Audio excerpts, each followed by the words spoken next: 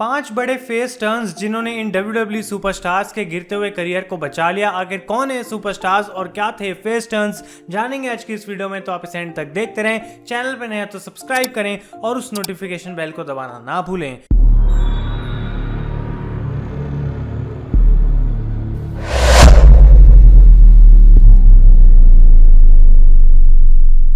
तो गाइस कैसे हैं आप लोग, मैं हूं आयुष और आप देख रहे हैं रेसल इंडिया। और 2 दिन पहले मैंने एक वीडियो बनाई थी जहां पे हमने बात करी थी 5 बड़े हील टर्न्स के बारे में जिन्होंने WWE सुपरस्टार्स के गिरते हुए करियर्स को बचा लिया था। तो अगर आपने वो वीडियो चेकआउट नहीं करी है तो डेफिनेटली उसको जाके देखें। और आज की इस वीडियो में हम बात करने वाले हैं उसके एक्सट्रीम ऑपोजिट के बारे में, और ये होने वाले हैं ऐसे 5 बड़े फेस टर्न्स जिन्होंने WWE के सुपरस्टार्स के गिरते हुए करियर्स को बचा लिया।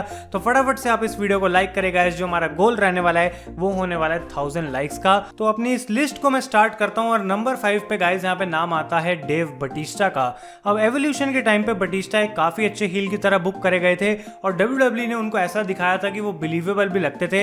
लेकिन कुछ समय के बाद ऐसा लग रहा था कि ज्यादा ऑप्शंस नहीं है WWE के पास बटिस्टा के साथ करने के लिए और उनको कुछ ना कुछ चेंज की जरूरत थी। तो यहाँ पे 2 ऑप्शंस थे कि या तो WWE बटिस्टा को कंटिन्यू कर सकती थी एज अ हील बुक करना और वो हमेशा के लिए एक मिड कार्डर रह सकते थे, या फिर उनके साथ कुछ नया करा जा सकता था ताकि वो मेन इवेंट तक पुश करे जा सकें। और ऐसा लगता है कि WWE के बहुत बड़े प्लान्स थे हमेशा से बटिस्टा के लिए, और उन्होंने फाइनली उनको जो है एक फेस टर्न दिया। और ये टर्न तब आया गाइस जब बटिस्टा हो गए थे अगेंस्ट ट्रिपल एच और एवोल्यूशन उन्होंने खत्म कर दी थी और ट्रिपल एच को हरा के वो वर्ल्ड चैंपियन भी बन गए थे। तो यहाँ पे जो बटिस्टा के लिए मूव था काफी ज्यादा इंपॉर्टेंट था क्योंकि उनका करियर एक पॉइंट पे आके रुक चुका था और उनको कुछ नया करने की जरूरत थी। और इस एलिवेशन की वजह से बटिस्टा जो है वो आज इतने कमाल के स्टार बने हैं और हम देखते हैं कि एज अ फेस भी वो काफी अच्छा कर सकते हैं और एज अ हील तो वो काफी कमाल के हैं ही। नंबर 4 की हम बात करते हैं गाइस, तो यहाँ पे नाम आता है the current WWE champion Drew McIntyre. अब एक बात मैं यहाँ पे बोलना चाहता हूँ कि Drew McIntyre as a heel हमेशा से एक कमाल के रेसलर रहे हैं, लेकिन स्पेशली WWE के अंदर उनको कभी individually as a great heel book नहीं करा गया। अगर हम देखें तो उनका जो पहला रन था उस टाइम पे वो 3MB के साथ मिला दिए गए थे, जब वो रोल भी उनका कुछ खास नहीं था। और जब वो वापस आए तो उसके बाद बैरन कॉर्बिन, शेन मैकमैन के साथ उनको मिलाया गया। तो इंडिविजुअल हील रन जो है मैकिंटायर को कभी ढंग का मिला नहीं और उनके कैरेक्टर के साथ जो है वो फैंस कभी भी ज्यादा इन्वेस्ट हो नहीं पाए क्योंकि उनकी इंपॉर्टेंस उतनी नहीं थी WWE टीवी पर। लेकिन जब फाइनली विंस मैकमैन और WWE ने इस बात को डिसाइड करा कि मैकिंटायर जैसा बड़ा स्टार उनके हाथों से निकल ना जाए, एक बार फिर से उनको उसके साथ कुछ अच्छा करना चाहिए और फाइनली डिसाइड किया गया कि मैकिंटायर को एक फेस बनाना चाहिए। अब हम देख रहे हैं कि कितने कमाल के मैकिंटायर फेस हैं। प्रोबेबली पूरी कंपनी में नंबर 1 बेबी फेस हैं इस टाइम पे ड्रू मैकिंटायर। और जिस समय पे उन्होंने ब्रॉक लेसनर को एलिमिनेट करा था at the royal rumble 2020 pay per view, मेरे हिसाब से वो ड्रू मैकिंटायर की गाइस लाइफ चेंजिंग मोमेंट थी क्योंकि जितनी ओवर उस समय पे ड्रू मैकिंटायर का कैरेक्टर था, मुझे नहीं लगता कि उससे ज्यादा ओवर हमने पूरे इस साल 2020 में कुछ देखा है। और अब वो WWE चैंपियन है जिस डोमिनेटिंग तरीके से उन्होंने लेसनर को हराया रेसलमेनिया में, और तब से लेके अब तक जो है वो WWE और ड्रू मैकिंटायर ने पीछे मुड़कर भी नहीं देखा है क्योंकि उनको पता है कि उन्होंने बिल्कुल सही निशाना लगाया। और जिस तरीके से मैकिंटायर की बुकिंग हुई वो कमाल थी, और अगर वो अभी भी हील रहते तो प्रोबेबली उनमें कोई इंटरेस्ट नहीं दिखा रहा होता और उनका कैरेक्टर बोरिंग होता चले जाता। लेकिन ये जो फेस टर्न था उनके लिए एब्सोल्युटली एज अ मिरेकल आया। नंबर 3 की हम बात करते हैं गाइस, तो यहाँ पे नाम आता है रॉब वैन डैम का।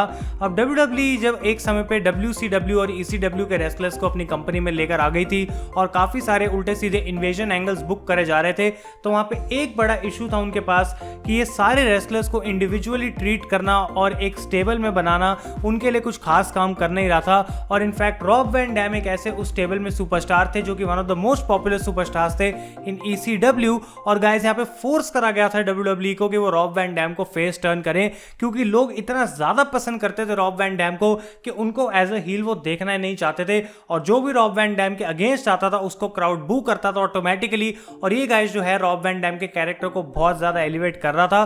तो यहाँ पे WWE ने फाइनली जो है अपना डिसीजन चेंज करा और वो बोरिंग रॉब वैन डैम के हील कैरेक्टर को हटा दिया जो कि फैंस नहीं देखना चाहते थे, और फैंस को वो दे दिया जो कि वो देखना चाहते थे, that was a face Rob Van Dam. और जब ये हुआ उसके बाद बेसिकली पूरा लैंडस्केप बदल गया और ECW WWE दोनों को बहुत ज्यादा फायदा हुआ और रॉब वैन डैम का पर्सनल जो करियर था वो भी काफी ऊपर चला गया। नंबर 2 की हम बात करते हैं गाइस, तो यहाँ पे लिस्ट में नाम आता है मैनकाइंड का। अब आप लोग जानते होंगे मिक फोली का जो मैनकाइंड कैरेक्टर था वो एज अ हील काफी ज्यादा माना जाता है, लेकिन एक पॉइंट ऐसा आया था जब WWE को पता नहीं था कि मैनकाइंड के साथ वो और क्या कर सकते हैं। उनको काफी काफी ज्यादा प्रॉब्लम हो रही थी डिसाइड करने के लिए कि आखिर इस कैरेक्टर की जो एक्चुअल पोटेंशियल है वो कहां तक जाती है।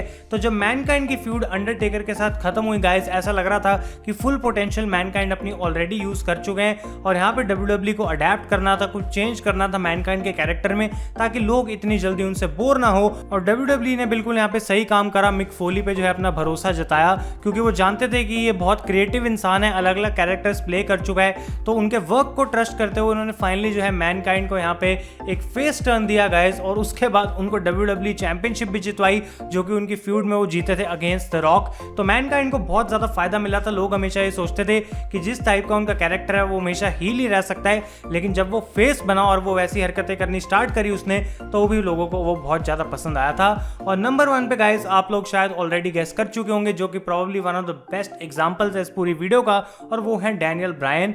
अब ये है बात गाइस बहुत पहले की, जब डैनियल ब्रायन एक समय पे थे वाइट फैमिली का पार्ट, और वो समय आया जब उन्होंने वाइट फैमिली को बिट्रे करा, और प्रोबेबली वो one of the best segments है इस पूरे डेकेड की, क्योंकि उसको इतनी ज्यादा चीयर मिली थी। लोग इतने समय से डैनियल ब्रायन को चीयर कर रहे थे, जब वो वाइट फैमिली का पार्ट थे तब भी उनको चीयर होती थी, और लोग चाहते थे कि कब वो मोमेंट आएगी जब वो वाइट फैमिली को धोखा देंगे। और जैसी वो मोमेंट आई तब गाइस जो है वो लोग बिल्कुल पागल हो गए थे। और जो इस पूरी सिचुएशन की सबसे कमाल की बात है वो ये थी कि WWE एक्चुअली में ब्रायन को उतना बड़ा पुश नहीं देना चाहती थी, लेकिन फैंस ने उनको फोर्स करा कि डैनियल ब्रायन को रेसलमेनिया 30 के मेन इवेंट में डाला जाए, जैसे कि रिसेंटली हमने बेकी लिंच और कोफी किंगस्टन के साथ देखा है। लेकिन ये उससे भी बड़ा एग्जांपल है गाइस, क्योंकि मैं अभी भी आपको ये कह सकता हूं कि एज अ फेस मैंने कभी लाइव एक्सपीरियंस नहीं करा है, इतना कमाल का रिएक्शन किसी को मैंने कभी नहीं सुना है मिलते हुए। और डेफिनेटली डैनियल ब्रायन ने एक ऐसी चीज अचीव करी थी जो आने वाले कई सालों तक और कोई सुपरस्टार अचीव नहीं कर पाएगा। और उनका वो रेसलमेनिया 30 का फाइनल सीन जहां पे कन्फेटी गिर रही है नीचे in the Mercedes Benz Superdome, और डैनियल ब्रायन सेलिब्रेट कर रहे हैं with the WWE and the world heavyweight championship after beating Randy Orton and Batista in the main event of WrestleMania. तो एक कमाल का जो पूरा एंडिंग था इस स्टोरी का, fairy tale story Daniel Bryan की थी। WWE ने उनको कमाल का पुश दिया। और प्रोबेबली क्या आप सोच सकते हैं, अगर ब्रायन वाइट फैमिली में बहुत ज्यादा देर तक रहते और वैसे ही हील बने रहते तो उनका कैरेक्टर आज इस पोजीशन पे होता जो कि अब डैनियल ब्रायन बन चुके हैं? डेफिनेटली कभी नहीं होता। और इस वजह से हम कह सकते हैं गाइस कि उनका जो गिरता हुआ करियर है वो उस फेस टर्न से काफी बड़े वे में बच गया। तो गाइस ये थे ऐसे 5 नाम जिनके एक बड़े फेस टर्न की वजह से उनका गिरता हुआ करियर बच गया। और फिर से मैं ये बात बोलूंगा कि ऐसी लिस्ट बनाते हुए कई सारे नाम है जो मेरे दिमाग से भी निकल जाते हैं, तो इसलिए आप लोगों की मैं हेल्प चाहता हूं, कमेंट्स में फटाफट से जाना है और मुझे या तो आप अपनी पूरी टॉप 5 की लिस्ट बता सकते हैं या फिर कोई ऐसा नाम जो कि मैंने मिस कर दिया हो। तो गाइस अगर आपको ये वीडियो पसंद आई है इसे लाइक करें और ऐसे कंटेंट के लिए आप हमारे चैनल पे बने रहें। Thank you so much for watching. मैं हूं आयुष और आप देख रहे हैं रेसल इंडिया।